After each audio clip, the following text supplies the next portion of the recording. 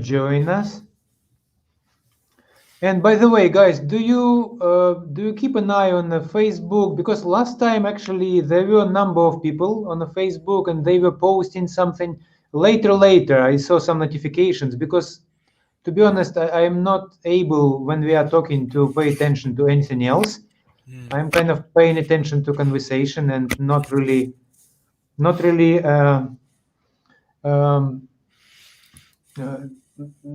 pay attention to any messaging. Or you also, right? You don't keep an eye on No.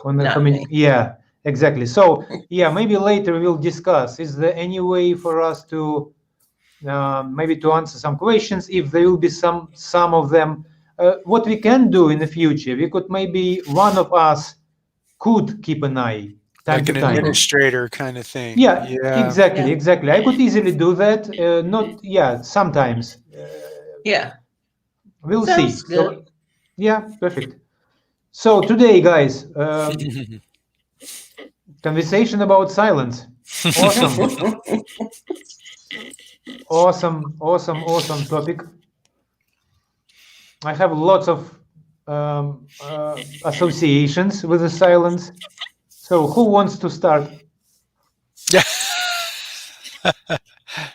Alice, what do you think? Oh, why not? You did a beautiful entry, so not to put pressure on you, but No pressure. Yeah. No pressure. True. Now, when we were talking after the conversation last week, and Alex asked us, what's the next topic? We were all silent. And then he said, okay, just silence. And I thought, wow, there's a lot being said in this silence. And it just, how my mind is, it started my mind to running. And I thought, how many times is it that silence really speaks louder than our words? And in the intro, I referred to the screen, the picture, the portrait. And I mean, I can sit and look at that and it speaks so loudly to me. Or we can look at on TV a picture of a starving child, and there might be just one tear on their face. And how loudly does that speak to us? So that's where I came in with, I started thinking about the subject, how loud without words, and sometimes how important without words, that we can really hear what is being said. Sometimes we need to just quiet the noise of the words and just listen to what's being said with our eyes. Our ears are not the only thing that can hear. Sometimes our eyes can hear a lot more than our ears. So that's where I came in with that. Yeah, powerful. Why do you think, Irene, by the way, welcome to the group. Nice to see you. Thanks. And yeah, right now we already have, I would say, some kind of natural roles, because Alice is very good at starting. John is awesome with the ending. And it seems like you and me will be kind of hanging somewhere in the middle. Yeah, in the middle. Perfect. No, yeah, I'm joking as always, but yeah, Alice, that's is true. Regarding silence, I totally agree. Sometimes, quite often, the words cannot really cover, or maybe sometimes just not necessary at all, or yeah, words could be misleading and confusing, and other channels, I would say, of information, and much deeper than words can express. And why do you think is that, guys? Why do you think sometimes words are, it's not just not enough, but maybe not adequate or misleading, or yeah, sometimes just not enough? Well, Alex, I can just relate it with my ancient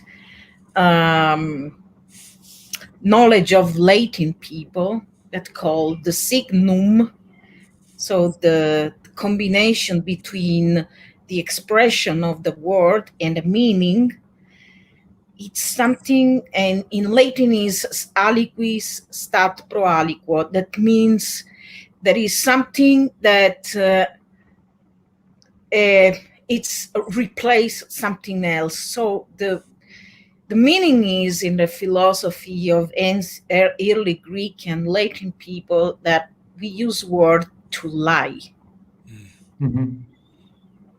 And also it's very easy. For example, one of the things that words can do is manipulating. When we change the meaning of words, these are strategies used even by the greatest dictatorship during propaganda. So this is why words sometimes are not useful. For example, if we just take a deep breath and we stay silent, how can we feel connected by heart-to-heart connection?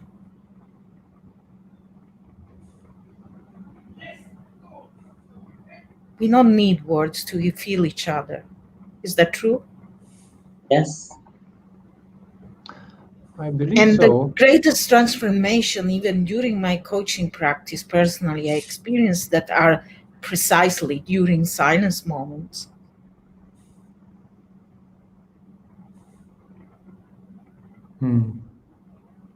Well, at the same time, we use words to, I would say, communicate our experience or explain what we feel. So as a result, yeah, those things supposed to be hand in hand together. But I agree, words can be manipulated. And dictatorship is one thing, but also, inspiration and motivation from another Yes. hand. I mean, that's all words, right? Well, we are all studying NLP, for example, and the same techniques can be used to help people and to damage people.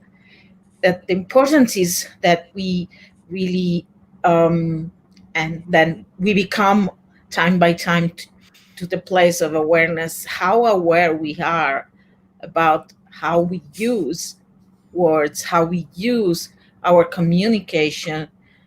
Because communication, for definition, in scientific papers of semiotics and linguistics, is the difference with information is that it's intentional. Communication is always intentional and can be done by body language, with silence, as well as words. I think that what I learned from silence, that we have much more possibilities to communicate than only words. Well, yeah, there are like a lot of researchers, and they say body language and other clues actually convey over 70 or 80% of information which we are subconsciously receiving. So it's not actually what you say, it's in many ways it's how you say it and what body language is, and lots of other things are coming, and we subconsciously receive all that information, and actually we trust and pay attention to not just meaning of the words, but to the whole package. So those silent elements, I would say. Yeah, interesting. John, so far I haven't hear any, as usual, words I'm of wisdom sitting in from your side. silence. I'm listening. I'm watching. So one observation was very interesting. Even in the pause after Irene spoke, we were all quiet before anybody spoke. It was just a pause. And I sat here observing really and feeling the energy that was happening in that moment. It was literally a moment, but we were all in this space, and it was fascinating. Again, somebody's watching this, to be able to pick up in those moments of that quietness. And I recognized, and I purposely, as the train whistle is going on behind me, I purposely did this yesterday to sit in silence and at least try. And I realized that it to be truly in silence is, unless you're in a locked room, right? It's not, there's always going to be noise around us. And I think we've become very used to it. I think the difference in what happened to me yesterday is that I did have the awareness of what was going on because I was trying to be quiet. I was trying to really listen to what was going on in myself. And I recognize for many people, and I think this is probably the challenge of when we say, I often say, how do you sit in silence? And I think it's uncomfortable for many people because we are so used to the voices. We're so used to the sounds around us that when we truly are in silence, it can leave us a little uneasy. But then what happened with me is that after I created the awareness of, yes, there are sounds around me, one of the things that was coming up for me was I was a little overwhelmed yesterday. The news, I mean, it's just endless, right? It's endless. And I've chosen on many occasions to fill myself up with all of this information and all of these voices. And what was so fascinating is that as I sat there kind of contemplating as quietly as I could, just sitting there saying, what do I need to do here? The voice that came through, which was from my heart, was just turn it off. Look away. It's simple. It's simple. That was the voice that came through. And we've talked about this before. I know that Irene's hit this many times, is that we have the wisdom inside of us. We know the truth. We just often don't give ourselves the opportunity to listen to it. But for me, when that truth and when that voice comes through, it's when I am quiet. When I am quiet. Now, what's the next step? Did I get up this morning and have my coffee and not look at the news? No. So that's a whole nother piece, right? That's action. We've talked about the awareness and the action. But what I say and share with you is that voice is still with me. Just walk away. Just let it go. It's going to be all right. You don't need to know anything else. And so, again, how do we get comfortable being in that space? And finally, to Irene's point, as a coach, we're taught about silence, and it's something that we have to develop, for many of us, to develop our own comfort in it and allowing somebody to be able to sit in that silence. But that is when transformation can actually happen, when we allow for that space to be created. And I've seen it over and over, and I know it's happened to me as I've been coached and somebody has given me that space. The wisdom, the truth, the knowledge comes through, and I'm able to see things more clearly than I did before because of all the chaos and the sounds around me. So that's my experience and sharing about silence at this point. Wow. So yesterday you heard my voice, right? I just told you, turn it off, John. Turn it off. Turn it off. Walk away. Yeah. Okay. Yeah. That's really well, cool. Alex, Yeah. now this is the moment to create a meme with you saying, turn it off. Yeah. And one would No. Yeah, Trust in terms of wisdom. And the other one, Alice and other John. Well, um, since I'm here in the US where John is, and all the noise that's going on in the world, in our country here, and I knew this noise was going to start last week. So I consciously did the opposite of what John did. I did not listen to debates. I did not listen to the news afterward. I did not, when I saw it on my Facebook feed, I deleted it because I knew, to me, there's an internal silence and there's an external silence. And I needed to silence the external part of the noise.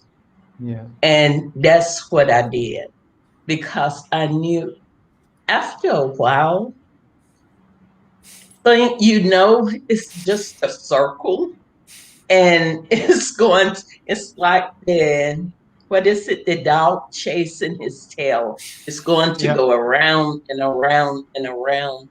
And I didn't need that because I've been really in a good place.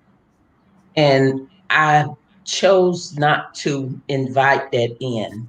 I knew without looking at an hour of it or 2 hours of it, I could get everything that was said maybe the next morning in 15 minutes. yeah, And that was enough. And when I would see it the next morning, I would also know I didn't even need the whole 15 minutes. 5 minutes, that's good. So I think with silence, for me, when I think about it, it's that external silence. We are with silence in general.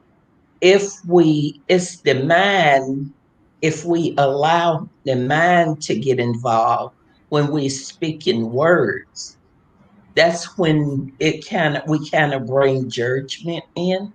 But if we can be silent and just step back and look at what's going on, observe what's going on. For me, I get a completely different view of what's going on around me. So first, I always try to find the silence within me. And if I can find that, I mean, it's kind of like when we meditate. We don't meditate, at least I don't go in thinking, oh, this and that. I try to push words out and just sit in that stillness. So to me, that's how silence speak. And the voices have always been so much more powerful than the noise of the words outside. So that's what I really try to embrace that. And when I talk to people, I usually have a pause. And I didn't even realize this until someone brought it to my attention. But when I talk, I'll talk. I'm slower talking. And at first I thought it was a southern thing. When I realized, no, it's not a Dublin thing. That's my spirit. I want people to hear my words, but I also want to give them the time to kind of absorb them, to see where they are with those words.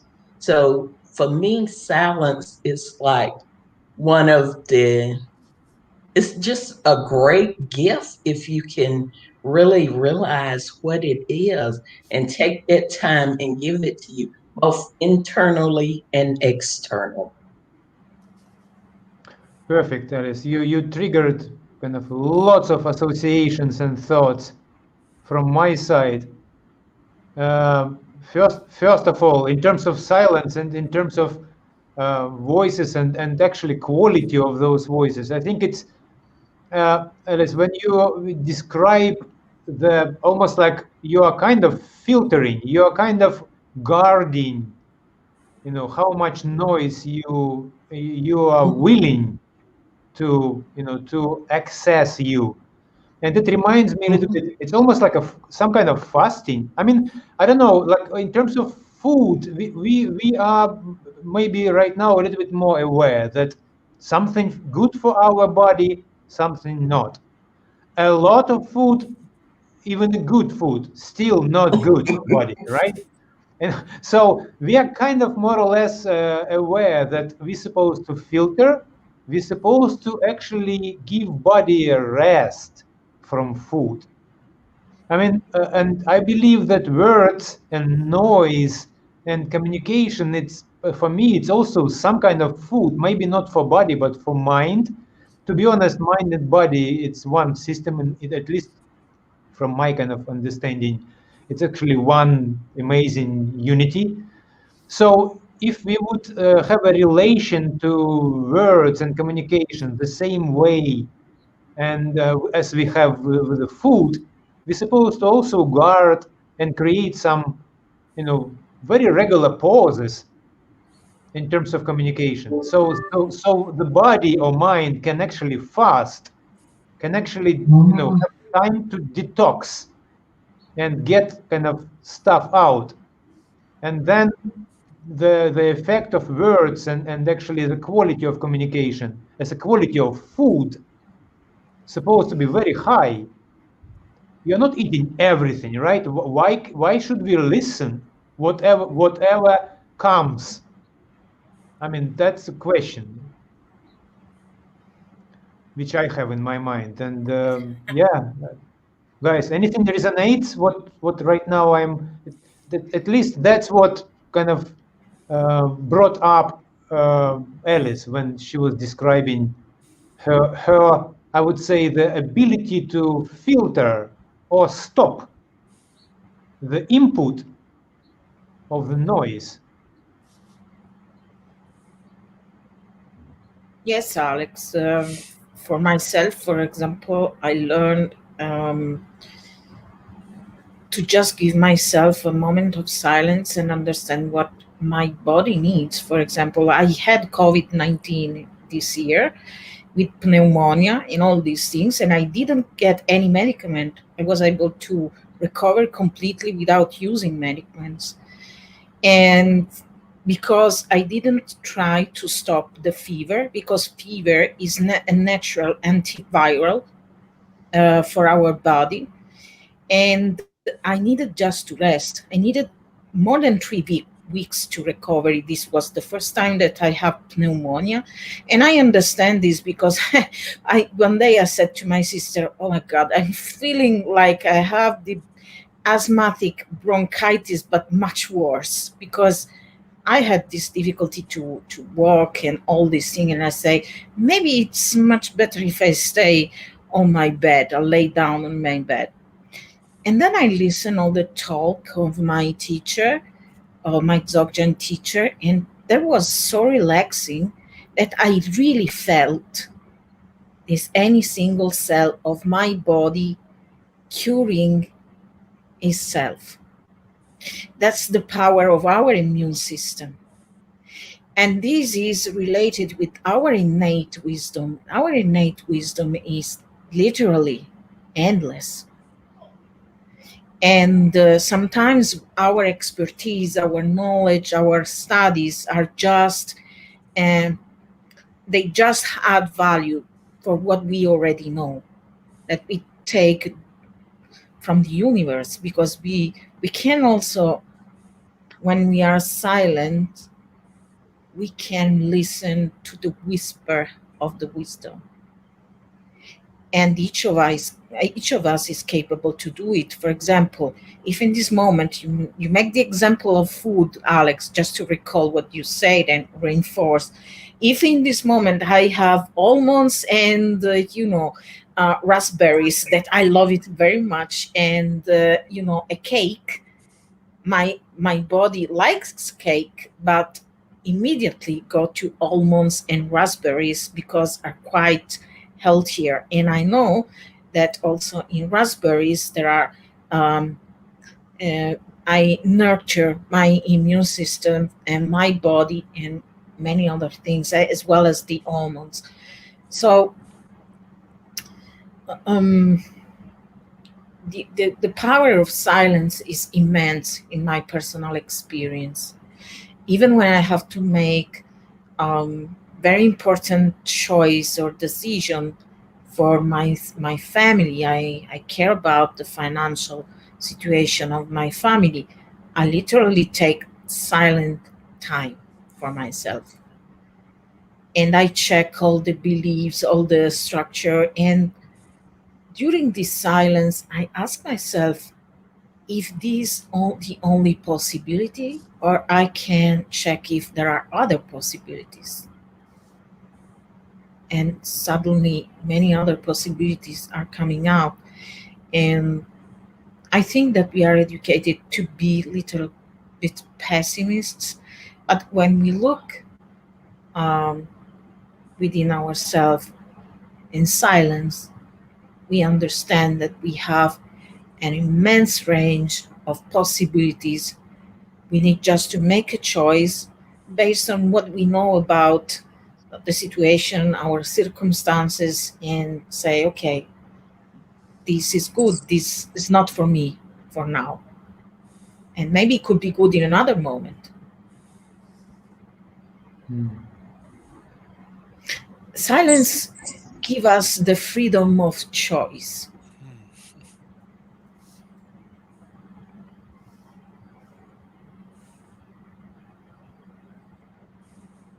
Well, I remember one of the stories. When it comes to martial arts, there are lots of really cool stories. And I remember one of those stories when the Zen master was sitting on a riverbank, and one of the peasants kind of was walking and he noticed the master, and he said, actually, I know he's a very, very famous teacher. I mean, I'm going to ask him, what is the essence? So he came to the master and he's like, could you please tell me, explain me, what is the essence of your teaching? I would love to, to become one of your student. And the master looked at him and then turned back and started and actually continued to look at the river. The guy was thinking like, strange. He behaved really strange. He shake him again and like, no, tell me please. I don't understand why you're not explaining to me. You are maybe like I have a big ego or whatever. Could you please explain me what is the essence of your teaching? So then master looked at him second time, took some tiny small kind of piece of wood, and he wrote on the sand tiny small letter M, and turned back to the river.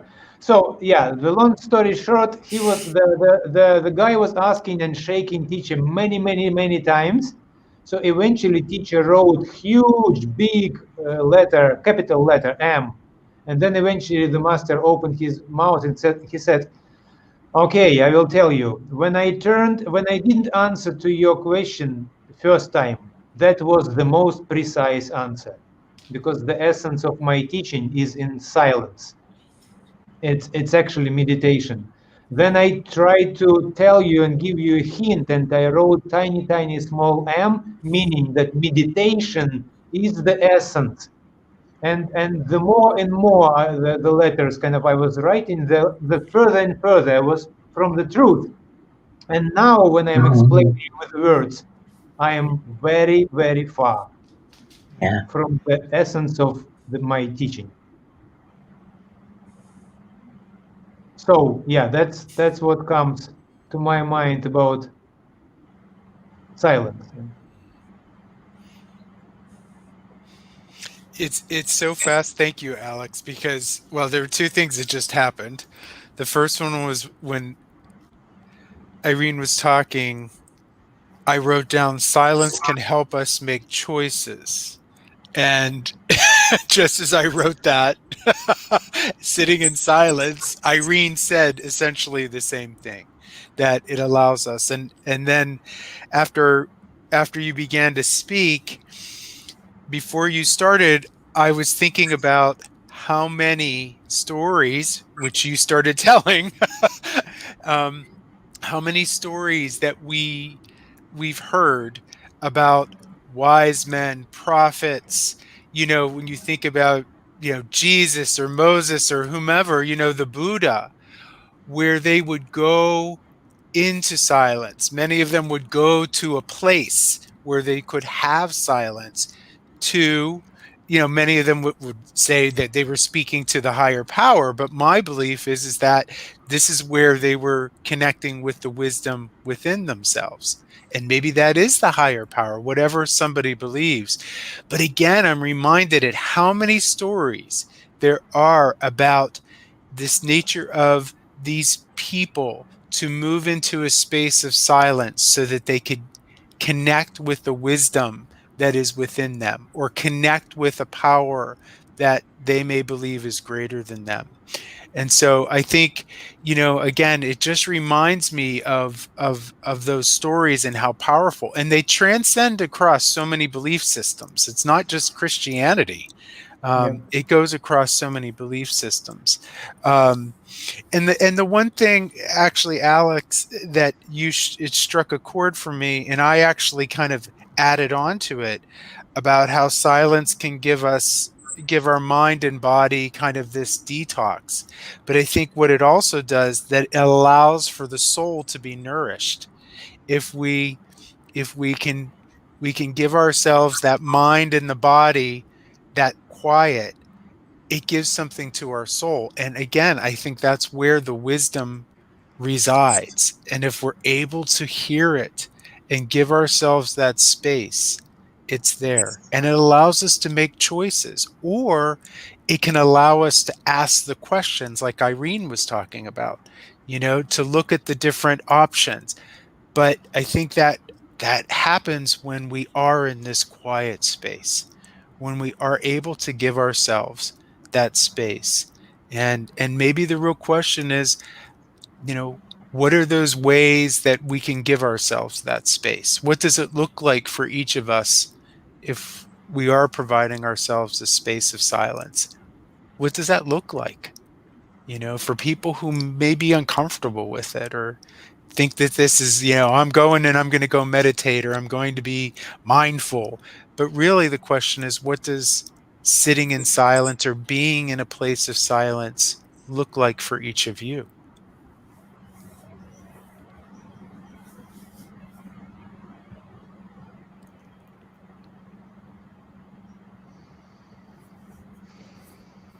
Well, yeah, as for me, it's a very, very comfortable place to be, first of all.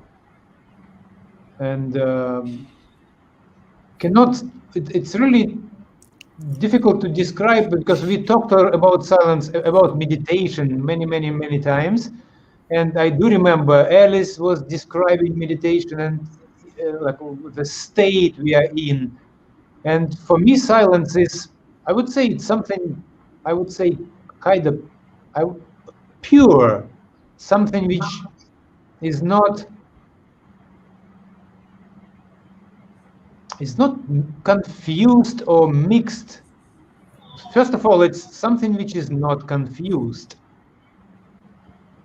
I think as soon as we are kind of using words, as Irene mentioned, that communication is intentional, I would put it this way also from an NLP point of view. We always have some kind of angle. The angle or frame or whatever you call it appears immediately because it's a part of the word already. So when you are deliberately kind of keeping silence, suddenly you don't have buys, you don't have angles, you don't have frames. It's kind of very pure, very nice place to be. And I believe it's almost like you're able to touch reality. As soon as you are not using any description, we call it map of the world or words, but as soon as you allow words to come, boom, between your fingers and reality, there is a layer. It's like you're actually wearing gloves already. I mean, you try to touch something, but well, yeah, actually, it depends on the material of the gloves. You cannot really sense what you are touching. And good words or nice words, it's a good feeling. You will have a very soft gloves. Bad words, you're gonna have like a rough gloves, but it's gloves anyway. That's, I would put it, that kind of metaphorical way of touching reality. I think for me, silence look like, John, you mentioned that when we are silenced, it gives us the ability to speak to that higher power. I think also when we are silent, it gives that higher power the opportunity to speak to us. So that's, for me, I receive positive energy, and I've always been a person that's very comfortable with silence. I've always, even as a child, I would find some place where I could be alone, where I could just, even I had a special place I went to in the woods, and I would just sit, and it was a stream, and I would just look at it, and I was at peace. No thinking, no anything, just a peace. So to me, that was that higher power speaking to me. To me, I've always been comfortable with silence. And when things get too noisy or too busy around me, I will find me some space where I can go just to kind of get the balance back within myself. So that's what it looks like for me.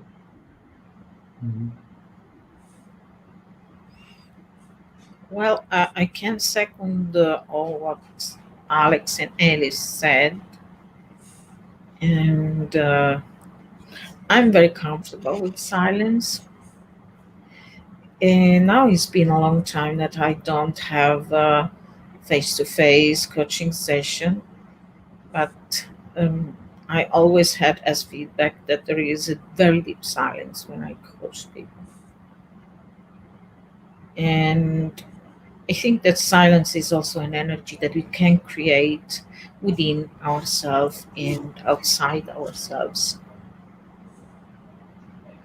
Is the space that we hold for ourselves as human being, and a professional space that is absolutely the most important space we can create with our clients.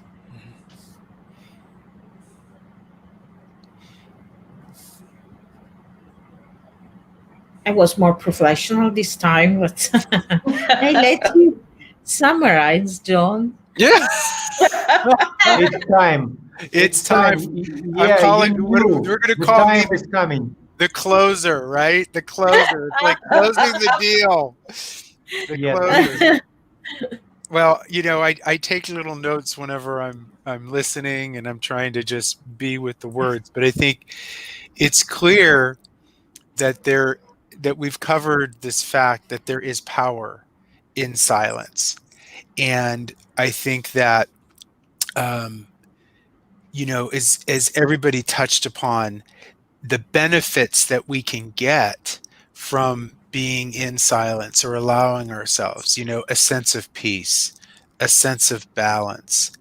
And ultimately, what we've all talked about is that somehow we're touching this voice of wisdom within us if we allow ourselves to be in that place. And that it does give us the opportunity to make choices because we're able to have more clarity when we're in that space.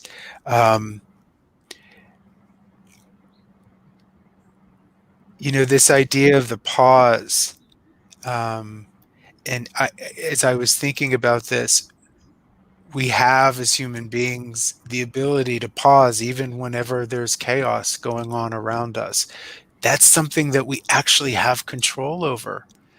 In this time where we don't have a lot of control, we do have the opportunity, even in a moment, to be quiet.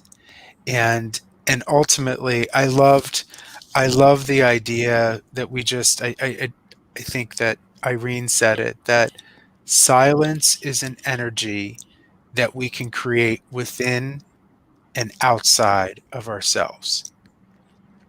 And again, I think that speaks to the power that silence, and to the voice of silence.